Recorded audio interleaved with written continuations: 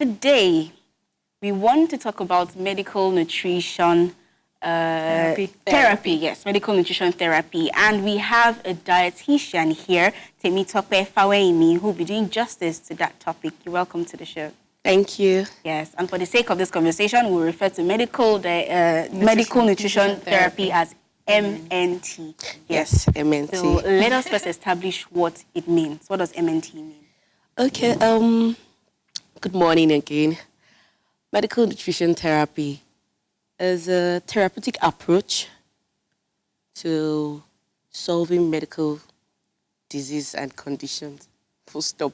Okay. So whatever the disease condition is, there's a medical nutrition therapy for it. There's always a goal, there's always a nutritional goal for that treatment, regardless of the medical condition. Now, what's the difference between medical nutrition therapy and just medical therapy? Okay, the name spells it out already. Medical therapy. You go see a doctor, you do all the doctor things, and then they give you your medication.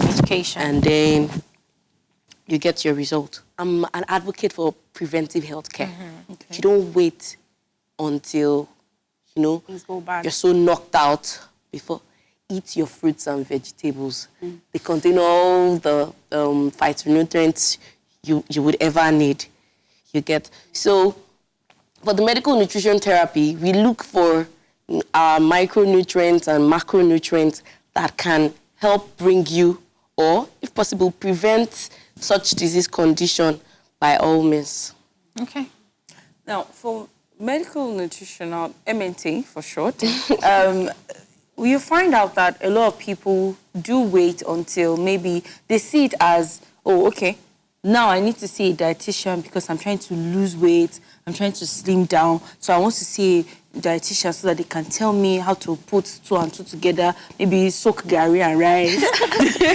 So is that how it works? Or is it for just, okay, let's just generally have a healthy scape of what we eat? Thank you for that question. Because when you tell someone you're a dietitian, the first thing that comes to their mind is, I want to lose weight. But really, for me as an individual, I really, really love the idea of renal dietetics. What does that mean? Take that again. Renal dietetics. What's that? Like people with renal diseases, kidney diseases. Okay. There's so many misinformations out there. People on dialysis, there's so many things they should know. There are specializations to these things. We have some people that are cardiac dietitians. There's people that have sports dietitians and all of that. So losing weight or weight loss is just one aspect of diet. In short, in clinical terms, you don't call it weight loss. You call it a reducing diet. You did not get to that kg in a day. So it's a gradual process, a reducing diet. And standardly, clinically, you should to lose weight, it takes about 0.5 kg to 1.0 kg per week. Oh. Yes. So if someone tells you you lose 7 kg in a week, a week, question mark. Oh. Because you didn't get your 7 kg in 1 week. You shouldn't scatter your body's metabolism. It should be a gradual process. Let's take this again because it's beginning to look like, okay. So we see ads out there that tell you of one miracle tablet that you just swallow or juices. And then you wake up the next morning, you figure 8. Oh, even I myself am on a reducing diet since I gave birth. And then someone tells you to squeeze lemon juice and add salt and 5 pounds of sugar and one thing. I need to understand something. So in essence, you're saying that all those things are false? Or is it? If to lose weight, you meet a dietitian. Okay. It's what we call the nutrition care process. That they follow the standard of the nutrition care process to help you achieve your desired weight loss. Okay. So, as I said, 0.5 to 1 kg per week. Okay. You have 52 weeks in a year. Yeah. So if you're probably looking forward to lose 52 kg, you know how long that's going to be. And of course, 52 kg is a whole lot. We're not saying that if you want to drink flavored water, maybe there are people that are not usually thirsty, they don't drink enough water. Okay, we can tell you, okay, you can get your orange or lemon because it has vitamin C to squeeze into your drink so that at least you're taking Drink water, more. but it's not just ordinary water. You're taking flavored water. Not because you want to lose weight with it. They're two different things. If you want to lose weight, you meet a registered and licensed dietitian. They put you on a reducing diet, taking all your statistics and data, and then they help you out with it. Okay, so I know that MNT is used to treat type 2 diabetes. Yes, please. How? What's the process like? How is it used? Basically, the diet for DM is called carbohydrate restricted Diet. diet. Yeah. As I said, every disease has a name. And then for the disease that you're talking about, for the nutrition is individualized. It's wrong to just go out to say, everybody drink so, and so. Okay. Regardless of, you've not asked I'm sure your weight is different from mine, your blood pressure is different, your Different body cholesterol type. levels, even your body temperature It's is different. different. Okay. So giving everybody the same thing might not work. So you have a one-on-one conversation with the person. You know what the person's energy intake is. You know what the person's daily activity is. Are there any sores? Are there things you eat? Are there things you don't eat? Okay. Yes, people say eat beans. It's not always going to be like that. Because the thing is, you're trying to avoid, in quotes, excess sugar, but that's also protein. You're putting so much work, so much load on the kidney too. So in the long run, you see a lot of DM clients who end up with kidney diseases, which shouldn't be so. So in essence, if you still need a DM diet, please meet a registered and licensed dietitian. Then let's move away from diabetes and look at maybe how MNT helps to prevent the diseases to start with. Exactly. So this is it, as I said, preventive health. That's the new goal. Yes. That's what we should be looking forward to. Okay. Eat your fruits and vegetables. I was reading up on a research last week. I had to talk about wound healing. Okay. And while reading, I read that on vitamin C, that there were 80 people were used for the experimental research. 40 of them were kept on Vitamin C?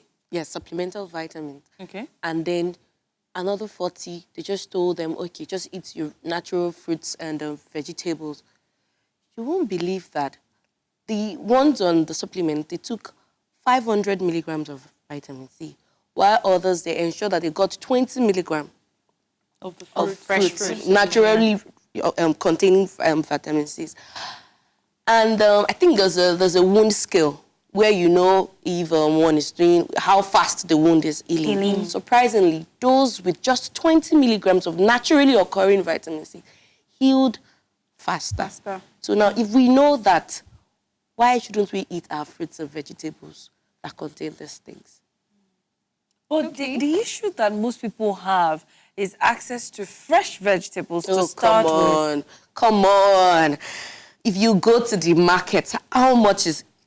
I think, and then our major problem is in this part of the world, you know, the food has to look very, very... But that's the question. If it doesn't look fresh, is it really fresh? That's it. Some people see these fruits and they're like, okay, it doesn't look fresh. That's But what there are some also people places have. that they sell fresh food. Okay. So why don't you walk? There's mile 12. If you feel it's not fresh enough, whatever is entering this country is probably this Lagos or so is probably coming from the north. There's mile 12. There's Mushimak. You would find readily available fresh fruits and vegetables. Whatever fruits is in season, I don't really subject to buying half cut fruits because of hygiene purposes. Okay. Mas, 500 naira watermelon. Buy it. It might look like a whole lot. Share it to your friends and family. Encourage everybody to live healthy. So is there an age at which you need to frequently visit a dietitian? Well, No age particular. from conception, Okay. the moment a woman knows there's a baby growing, you need folate. So you start seeing a dietitian from then. You don't just, when you go for I'm sure when you go for antenatal clinics and all of that, we have dietitians who also come to give health talks and educate them about all of these things. So from cradle to old age. But is there a certain age where it is like more necessary or something? I feel every age, we can't say children are not important because there's pediatric nutrition. We can't say adolescents are not important because they are transitioning from one phase to another. And then old age in which maybe most people did not get it right and all of it and all of that. There's also room to see. So at every point in time in our life, I think permits me to say that it is right to see a dietitian. Okay, so talking about preventive health, would you say, can you actually say that it is possible to live on nutrition, good nutrition, fruits, vegetables, the right balance diet and everything, to live healthily till maybe your old age or maybe till when you actually give up the ghost without medicine, doctors, hospitals and all that, but just to live a proper and healthy life based on nutrition? Is that possible? Well, there are so many factors involved. Okay. When you say preventive health now, there are so many things involved. Hand washing, exercise, they all work hand in hand. You can't say because, I'm eating fruits and vegetables, I'm not going to step out of this place. You need sunlight. You need to move your limbs and all of it. Everything work hand in hand. But we should also have it in mind that, see, regardless of just coming here, lead from all these automobiles and all of it and all of that and all of that, they all contribute to either you want to be healthy or you don't want to be healthy. Those things are there. But these fruits and vegetables, somehow, I see it as the mopper. Okay. You know, they just help mop up immunity. I think that's what they do, right? Just think of it like that. They just help mop up those things. And imagine that when you don't eat it, the mopper is not available in the body. Just before we let you go, how about MNT for trying to conceive persons or people with fertility issues or people with, what's it called now, gynecological issues, so to speak? Yes, that's another nutrition and fertility. But we have to understand that fertility is a really, really broad thing. And hormonal imbalance and all of it and all of that. Can it be corrected with MNT? I would not want to categorically say corrected, but I would want to say it can be a part of the management. Okay. You get the part of, we have lycopene in tomatoes, and which some people say it actually, research says it has to help to balance, it helps in hormonal imbalance and all of that. So I would not want to say, because if you're going to mention something in particular, you should be able to say 200 grams of so would cause you to have so. But we cannot really pinpoint this. But we are sure that phytonutrients in various fruits and vegetables help to boost the immune system. So, and of course, if you have a strong immune system, I think that can fight a whole lot of things. To enjoy more interesting episodes of Tea or Coffee, then like and subscribe.